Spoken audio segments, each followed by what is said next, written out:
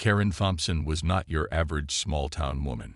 She had a reputation for speaking her mind, often loudly and without much thought. To some, she came across as confident. To others, she seemed entitled and difficult. Karen frequently attended local town meetings where she voiced strong opinions about everything from parking regulations to cultural events. But there was one topic she always returned to: her belief that certain groups of people didn't belong in her community. Her comments were rarely subtle, and over time, they earned her a label: the outspoken troublemaker. One summer afternoon, the town hosted its annual multicultural festival, a vibrant celebration meant to bring people together. Booths lined the streets, showcasing art, music, food, and traditions from around the world. The air buzzed with excitement as families strolled through the area, enjoying performances on makeshift stages. Among the attractions was a special guest appearance by an international ceremonial unit, including royal guards in their iconic uniforms. These soldiers traveled the globe, representing their country's rich history and fostering goodwill wherever they went. Standing tall among them was Marcus Hall, a black man whose presence commanded respect. His red coat shimmered under the sun, and his towering bearskin hat added an air of authority. He stood silently near the main stage, embodying discipline and tradition. For many attendees, seeing someone like Marcus, a person of color, in such a prestigious role was inspiring. But for Karen, it stirred something else entirely. As Karen wandered through the festival, her mood grew sour. She muttered under her breath about how these kinds of events were ruining the town's character. When she reached the section featuring the royal guards, her irritation boiled over. Something about Marcus's calm demeanor and the admiration he received from the crowd infuriated her. In her mind, this was all wrong. Why should someone like him, someone who looked so different from what she considered traditional, be celebrated? Nearby, children laughed as they painted colorful designs at an arts and crafts booth. Without hesitation, Karen marched over, grabbed a can of bright blue paint, and stormed back toward Marcus. People around her froze, unsure of what they were witnessing. Before anyone could intervene, Karen hurled the paint directly at Marcus, drenching his pristine uniform. The vibrant liquid splattered across his chest, dripping onto the ground below. For a moment, silence fell over the crowd. Then gasps erupted, followed by shouts of disbelief. Parents pulled their kids closer, shielding them from the scene unfolding before them. Some bystanders stepped forward, trying to console Marcus, while others called security. Marcus, though visibly shocked, remained composed. Years of training taught him to stay calm in high-pressure situations, but even he couldn't hide the hurt in his eyes. This wasn't just an attack on him. It was an assault on everything he represented. Karen, meanwhile, stood frozen, clutching the empty paint can. Her face flushed red, partly from adrenaline, and partly from the weight of what she'd just done. She hadn't planned this moment, but deep down, she knew exactly why she'd acted out. Now, surrounded by horrified onlookers, she realized too late that her actions would have consequences far beyond anything she'd anticipated. Little did she know, this single reckless decision would set off a chain reaction, forever altering the course of her life and the lives of those around her. The crowd's collective gasp turned into a wave of murmurs as people processed what they had just witnessed. Some stared in disbelief, while others whispered angrily to one another.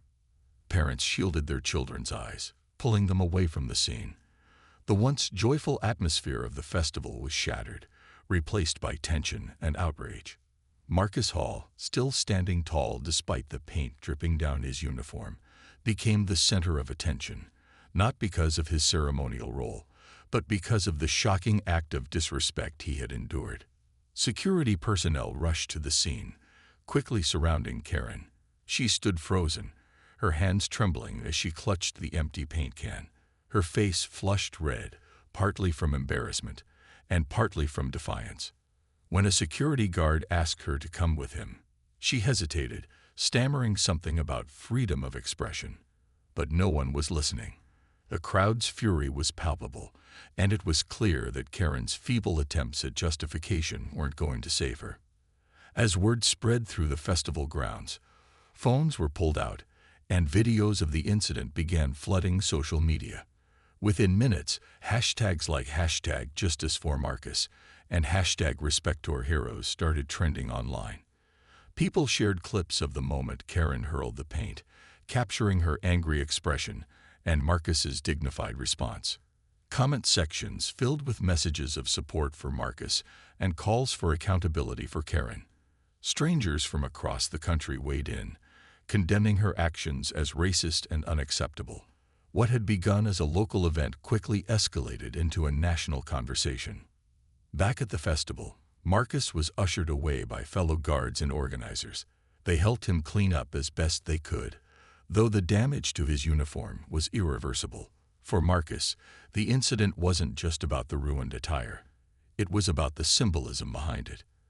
The uniform represented centuries of tradition, discipline, and honor.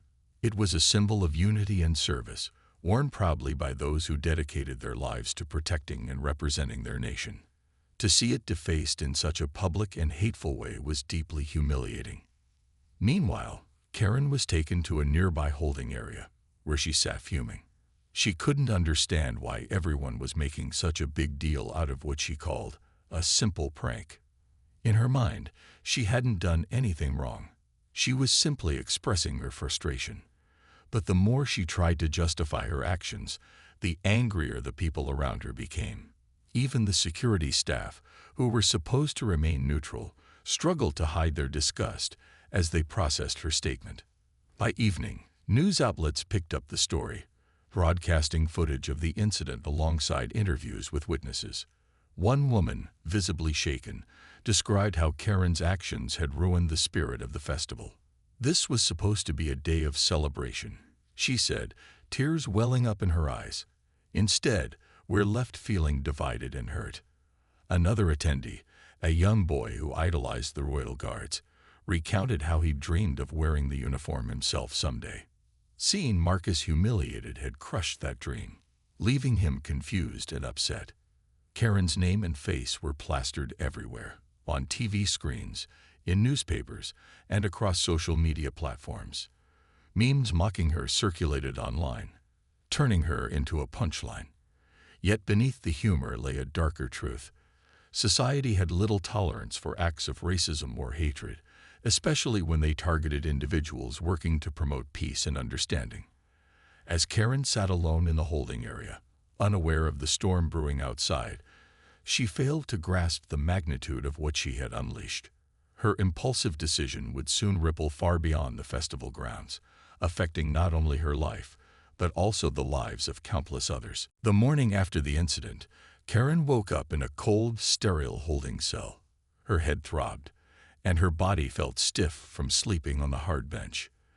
The events of the previous day replayed in her mind like a broken record. Her anger, the paint can, Marcus's shocked expression, and the crowd's outrage.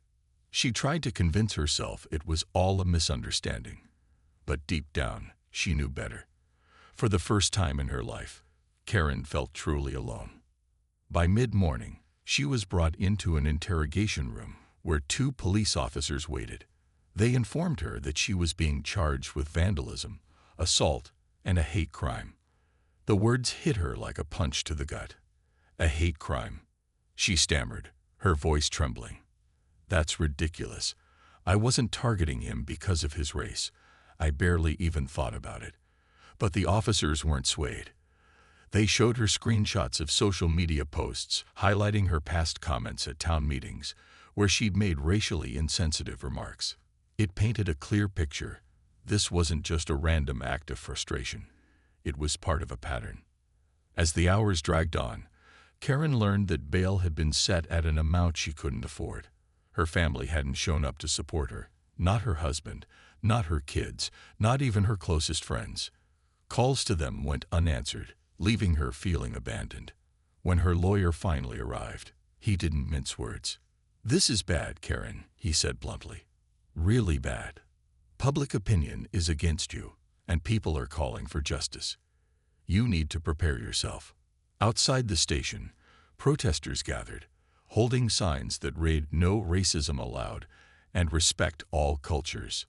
Some chanted slogans, their voices echoing through the streets. Reporters camped out nearby, eager to capture any glimpse of Karen or updates on the case. The media frenzy only grew as more details emerged. Interviews with Marcus's colleagues revealed how deeply hurt he was by the incident. One guard described the uniform as a symbol of honor, emphasizing that defacing it wasn't just an attack on Marcus, it was an insult to their entire unit. Back home, Karen's world began crumbling faster than she could imagine. Her employer, a local retail chain, released a statement condemning her actions and announcing her termination. Customers had flooded the company with complaints, threatening boycotts if she remained employed. Neighbors, once indifferent to her outspoken nature, now distanced themselves. Some went further, spray painting her front door with messages like, "Bigot lives here," and "Go away." The house she once took pride in now felt like a prison. Karen's husband, Tom, struggled to process everything. He'd always known Karen could be difficult, but this was beyond anything he'd expected. Late one night, he sat her down, or rather, spoke to her over the phone since she was still in custody, and told her they needed space.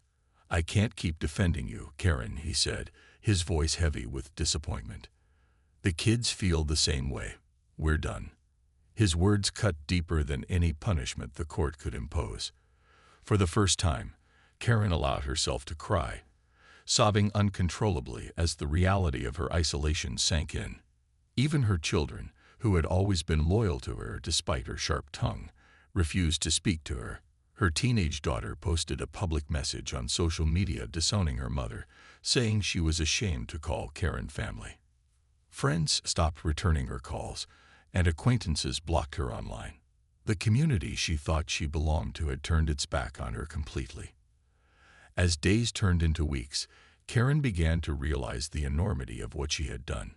Every news report, every protest sign, every silent treatment from someone she cared about hammered home the consequences of her actions. What started as a moment of unchecked anger had spiraled into something far bigger than herself.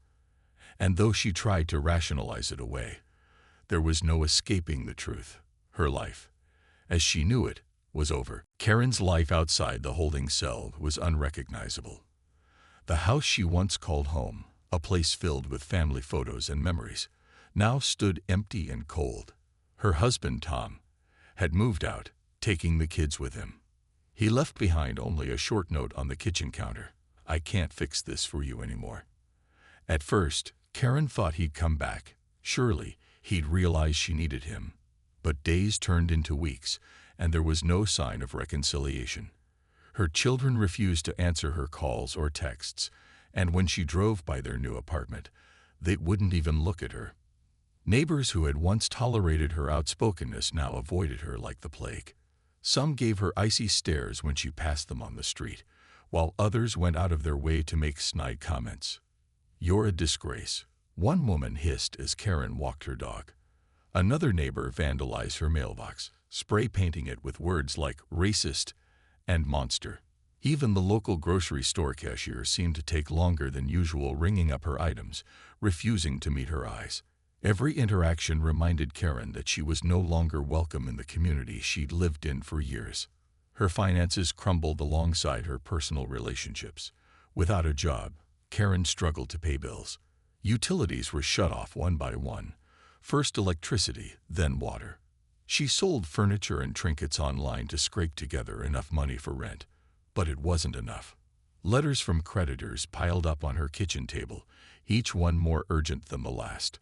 Her car, repossessed due to missed payments, left her reliant on public transportation, which felt humiliating given her circumstances.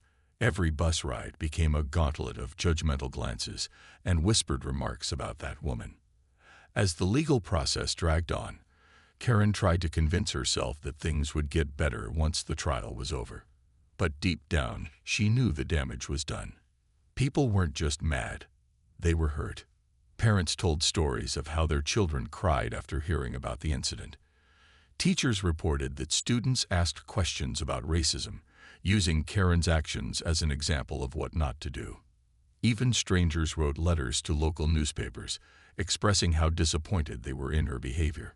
It seemed like everyone had something to say about her, none of it kind. One day, Karen stumbled upon a video online, a compilation of reactions to her attack on Marcus. There were interviews with festival goers describing how horrified they felt watching the scene unfold. A mother tearfully recounted how her young son, who idolized royal guards, lost faith in humanity because of what happened. Then came clips of Marcus himself speaking calmly yet firmly about the impact of her actions. His voice carried a quiet strength that made Karen feel smaller than ever. Watching the video broke something inside her. For the first time, she allowed herself to see the ripple effect of her choices, not just on Marcus, but on countless others whose lives she had disrupted. Desperate for support, Karen reached out to old friends, hoping someone might understand. But every call ended the same way: silence or rejection. One former coworker bluntly told her, "You brought this on yourself." Another hung up mid-conversation, unable to hear her excuses any longer. Even her own siblings distanced themselves, ashamed of being associated with her. Alone in her dimly lit living room, surrounded by unpaid bills and empty takeout containers, Karen realized the full weight of her isolation. The person she saw in the mirror barely resembled the confident, outspoken woman she used to be. Her hair was unkempt, her clothes disheveled, and dark circles framed her hollow eyes. She spent hours staring at the wall, replaying moments from the festival, and wondering how everything had gone so wrong. What started as a fleeting moment of anger had snowballed into a nightmare she couldn't escape. And though Karen still clung to fragments of denial, blaming everyone but herself, a small part of her began to acknowledge the truth. She had destroyed her own life, piece by painful piece. The day of Karen's trial arrived, and the courtroom buzzed with anticipation. Reporters lined up outside, microphones in hand, eager to capture every detail of what promised to be a dramatic hearing. Inside, rows of spectators filled the benches, some curious onlookers, others deeply invested in seeing justice served. At the center of it all sat Karen, her face pale and drawn, clutching a tissue so tightly that her knuckles turned white. For weeks, she had dreaded this moment, but now that it was here, she felt numb, as if watching herself from a distance. The prosecution began by painting a vivid picture of Karen's actions. They presented video footage of the festival, showing her grabbing the paint can and hurling it at Marcus. The clip played on a large screen for everyone to see, freezing at the exact moment. The blue paint splattered across Marcus's uniform. Gasps rippled through the crowd, even though most people had already seen the video online countless times. The prosecutor argued that this wasn't just an impulsive act. It was a calculated display of prejudice rooted in years of discriminatory behavior. Witnesses were called to testify about Karen's history of racially charged remarks at town meetings and community events. Each account added another layer to the portrait of a woman whose intolerance had finally boiled over. Then came Marcus's testimony. As he took the stand, dressed in a crisp suit rather than his ceremonial uniform, the room fell silent. His voice was steady but carried an undeniable weight as he described the humiliation he felt that day. "That uniform represents more than just me," he explained. "It stands for centuries of tradition, discipline, and service. To have it defaced in public, it wasn't just an attack on me. It was an attack on everything I stand for." He spoke about the pride his family felt when he joined the Royal Guards and how ashamed they were after the incident. His words resonated deeply, not only with the judge and jury, but also with those watching from the gallery. Even Karen, who had spent months deflecting blame, found herself unable to look away. When it was Karen's turn to speak, her lawyer encouraged her to apologize sincerely, hoping it might sway the court's opinion. Standing before the judge, Karen's hands trembled as she read from a prepared statement. "I never meant to hurt anyone," she said, her voice cracking. "I let my emotions get the better of me, and I regret what I did. I understand now that my actions caused pain, and I'm truly sorry." But her apology rang hollow to many in the room. Her tone lacked conviction, and her eyes darted nervously around, avoiding Marcus's gaze. Some spectators exchanged skeptical glances, while others shook their heads in disappointment. The defense tried to argue that Karen's actions weren't motivated by race, but by frustration with authority figures. They pointed out that she had clashed with local officials before and suggested this was simply another example of her rebellious streak. However, the prosecution dismantled this argument swiftly, presenting evidence of her past racist comments and highlighting how her choice of target, Marcus, a black man in a position of respect, was no coincidence. This wasn't about elitism or authority, the prosecutor declared. It was about hatred disguised as anger. As closing arguments wrapped up, Judge Emily Carter addressed the courtroom. Her stern expression left no doubt about where she stood. "We are here today because one person chose to act on her prejudices in the most public and destructive way possible," she said. "Actions have consequences, and those consequences must reflect the harm done, not just to Mr. Hall, but to our society as a whole."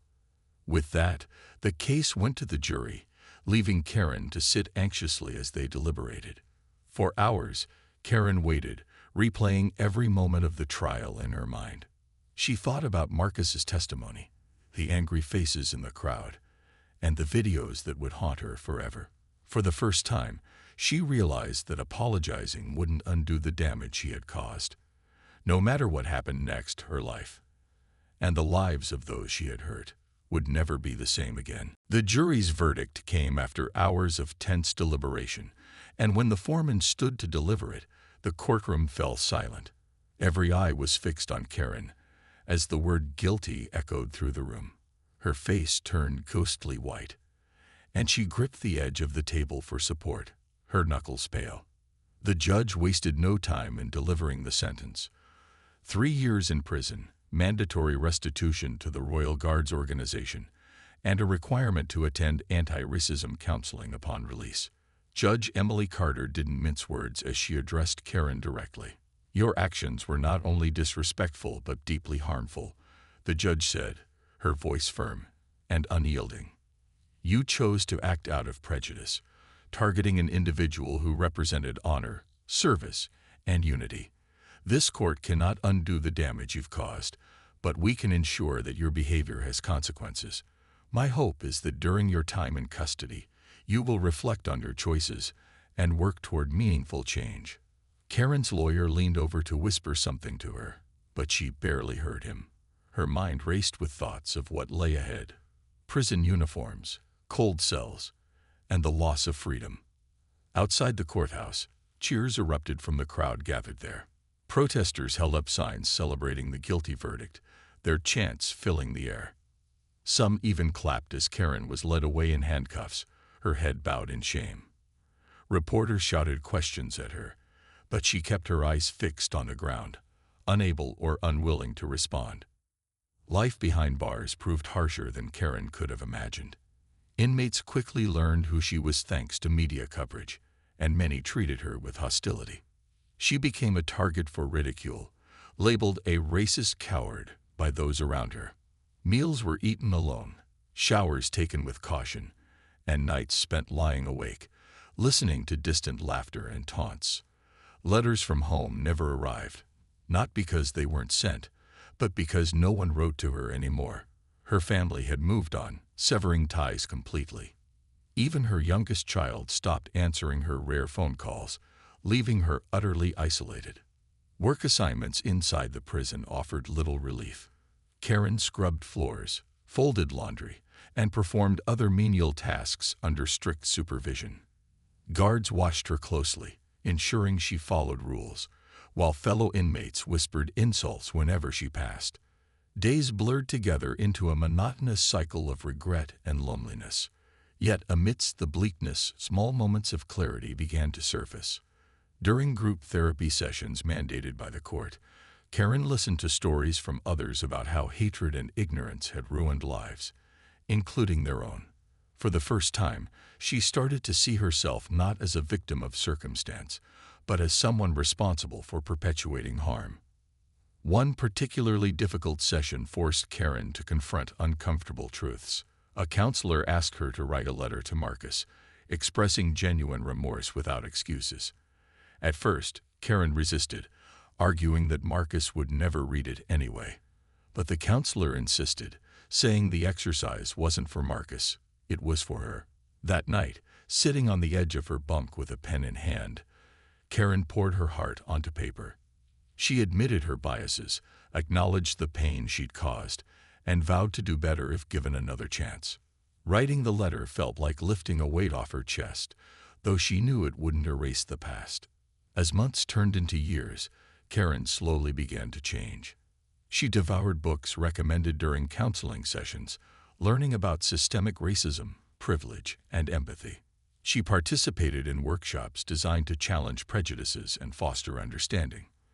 Though progress was slow and painful, Karen found herself questioning beliefs she'd once held so fiercely. By the time her release date approached, she looked different, not just physically, worn thin by stress and hard labor, but emotionally. There was a humility in her eyes that hadn't been there before. Yet even as she prepared to leave prison, Karen understood that freedom wouldn't mean redemption. Society still remembered her face, her name, her crime. The road ahead promised more challenges, more judgment, and more isolation. But for the first time since the festival incident, Karen felt ready to face them, not as the person she used to be, but as someone determined to prove she could change. Whether anyone would believe her remained uncertain, but she knew one thing for sure. She owed it to herself and to Marcus to try. When Karen was finally released from prison, she stepped out into a world that felt both familiar and foreign. The air smelled cleaner than she remembered, but the weight of judgment hung heavier than ever. Her first instinct was to disappear, to vanish into anonymity, and start over somewhere no one knew her name or face.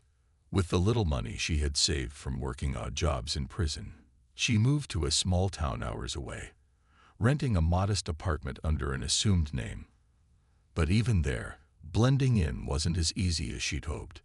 Karen quickly learned that the internet never forgets.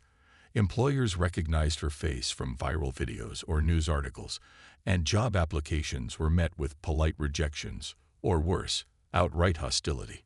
Landlords turned her away when background checks revealed her criminal record. Desperate, she took whatever work she could find, cleaning offices at night, stocking shelves in dingy convenience stores, anything to keep a roof over her head. Each rejection stung, a reminder that rebuilding her life wouldn't happen overnight. Her loneliness deepened with each passing day. Friends? She had none. Family? They wanted nothing to do with her. Even casual acquaintances seemed to sense something off about her, keeping their distance despite her attempts to be friendly. Nights were the hardest. Alone in her cramped apartment, Karen would sit by the window, staring at the quiet streets below. She often thought about Marcus, wondering how he was doing and whether he'd managed to move past what she'd done to him. Guilt gnawed at her constantly, a relentless companion she couldn't escape. One evening, after another long shift scrubbing floors, Karen sat down with a pen and paper. She decided to write to Marcus, not because she expected forgiveness, but because she needed to say the words aloud, even if only through ink on a page. "Dear Marcus," she began hesitantly, her handwriting shaky at first. As the sentences flowed, so did her emotions. She admitted her biases, acknowledged the pain she'd caused, and expressed genuine remorse for her actions. She wrote about the lessons she'd learned in prison and her commitment to change. It wasn't perfect. No apology ever is. But it was honest. After sealing the envelope, she mailed it, unsure if Marcus would even open it. Weeks passed without a response. Karen tried not to dwell on it, telling herself that sending the letter was enough. Then, one afternoon, a reply arrived. Her hands trembled as she opened it, bracing herself for anger or dismissal. Instead, Marcus's words were calm and measured. He thanked her for reaching out and acknowledged her apology, though he made it clear that healing would take time. "What you did hurt me deeply," he wrote, but holding on to hatred won't help either of us move forward. I accept your apology, but trust must be earned." The letter brought tears to Karen's eyes, not just because of its contents, but because it offered a glimmer of hope. For the first time since the incident, someone had extended a small measure of grace. It wasn't redemption, not yet, but it was a start. Determined to honor Marcus's words, Karen threw herself into volunteer work, joining local charities focused on racial equality and community building. At first, people were wary of her presence, whispering behind her back or questioning her motives. But slowly, through consistent effort and humility, she began to earn their respect. Still, life remained far from easy. Old habits died hard, and Karen sometimes caught herself slipping back into defensive patterns when confronted with uncomfortable truths. Yet she pushed through, reminding herself daily why she needed to keep going. Change, she realized, wasn't a destination, it was a journey. And while society might never fully forgive her, Karen understood that true redemption came not from others' approval, but from living in alignment with the person she now aspired to be. Months turned into years, and Karen continued to live quietly in her small town, working odd jobs and volunteering whenever she could. She spent most of her days trying to rebuild pieces of a life that had crumbled under the weight of her past mistakes. But no matter how hard she tried, the shadow of her actions loomed over her like an invisible storm cloud. The world hadn't forgotten who she was, or what she'd done, and it seemed determined never to let her forget either. Despite her efforts to contribute positively, Karen found herself trapped in a cycle of rejection. Employers hesitated to hire her once they discovered her criminal record. Landlords refused to rent to her, and strangers treated her with suspicion when they recognized her face from old news stories. Even in this new town where no one was supposed to know her, whispers followed her everywhere. A cashier at the grocery store might glare at her after spotting her on social media. A neighbor might slam their door shut if she tried to introduce herself. Each encounter chipped away at her fragile sense of hope. Her volunteer work became a lifeline, a way to feel useful and connected, even if only in small doses. At first, some organizations were reluctant to involve her, fearing backlash from donors or participants. But Karen persisted, showing up early, staying late, and doing whatever tasks were given to her without complaint. Over time, a few people began to soften toward her. They saw her humility, her willingness to listen, and her genuine desire to make amends. Still, trust came slowly, and acceptance felt fleeting. For every person who gave her a second chance, there were 10 more who turned their backs. One day, while organizing supplies at a community center, Karen overheard 2 volunteers talking about her. "Do you think she's really changed?" one asked skeptically. The other shrugged. "Maybe," they replied. "But does it matter? People like her can't just erase the damage they've done." Those words stung deeply, not because they were unfair, but because they were true. No amount of volunteering or apologies could undo the pain she'd caused Marcus, his family, and countless others affected by her actions. That realization hit her like a punch to the gut, leaving her breathless with regret. As time went on, Karen grew increasingly withdrawn. She stopped attending events, avoided public places, and kept mostly to herself. Her apartment became a cocoon of solitude, shielding her from the judgmental stares and whispered comments. On nights when loneliness pressed down hardest, she replayed Marcus's letter in her mind. The calmness of his tone, the measured grace he extended despite everything. It gave her strength to keep going, even when the world seemed determined to push her aside. Eventually, Karen disappeared from public view altogether. Rumors circulated about where she had gone. Some said she moved again, others claimed she fell ill, but no one knew for sure. What remained clear was that society had little room for redemption, especially for someone whose actions had sparked such widespread outrage. In the end, Karen's story served as a cautionary tale, a reminder of how quickly unchecked prejudice can spiral out of control, destroying lives in its wake. Marcus, meanwhile, continued to serve with dignity, rising through the ranks of the royal guards. He rarely spoke publicly about Karen or the incident, choosing instead to focus on fostering unity and understanding within his community. When asked during interviews if he believed people could change, he always answered thoughtfully. "Change is possible," he would say, "but it takes more than apologies. It takes action, accountability, and time." For Karen, those opportunities for meaningful action were few and far between. While she may have sought redemption privately, the world wasn't ready to offer it openly. And so, her journey ended not with forgiveness or triumph, but with quiet obscurity, a stark reminder that some wounds run too deep to heal fully, and some consequences last a lifetime.